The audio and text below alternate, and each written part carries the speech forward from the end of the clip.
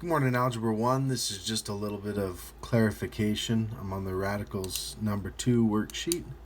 And I'm going to start by looking at number 2. This is the square root of 8. Now, you'll notice it's not a perfect square. There's no number multiplied by itself to get 8 as the answer, other than an irrational decimal that will go on forever. So what I'm looking for is factors of 8 that are perfect squares. The one that comes to mind is 4. So I'll take the square root of 8 and we will factor it into the square root of 4 times 2. Now, using the product rule, I can break it apart into two radicals. This is the square root of 4 times the square root of 2. Now I have part of this that I can evaluate. The square root of 4, that's just the number 2. So the answer is 2 times the square root of 2. Okay. I'll do something similar on problem number 1. And I'll say, well, I can't take the square root of 12. That's irrational. Maybe I'll try something like 6 times 2. Well, I can't take the square root of 6 or the square root of 2. Those are both irrational. That was a bad choice. I need to try different factors, like 4 times 3. Again, there's that perfect square factor of 4. That's what I'm looking for. So I could take the square root of 4 times the square root of 3, or this is just 2 times the square root of 3. Okay.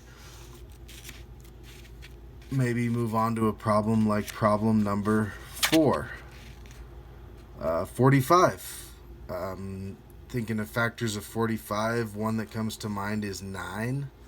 9 times 5 is 45. 9 is a perfect square. The square root of 9 times the square root of 5, or 3 times the square root of 5. Another way to think about this, what some people did, what one of the videos I showed did, was to factor 20 into prime factors, or to write the square root of 20 as the square root of, say, 10 times 2, and then factor 10 and rewrite it as 5 times 2 times 2. Well, your perfect square factor is going to be in this repeated factor here. So I could have rewritten 20 as 5 times 4. Instead, I have prime factorization, 5 times 2 times 2. So I could rewrite this and say, well, the square root of 5 times the square root of 2 times the square root of 2. And there's two ways to think about this. I could think, well, the square root of 2 times the square root of 2 is the square root of 4. And since the square root of 4 is just the number 2, I have 2 times the square root of 5, which is my answer. I could also know that the square root of something times itself, that's like the square root of something squared. The square root of 2 times the square root of 2, that's just the number 2. Okay. I hope it helps. Have a great day.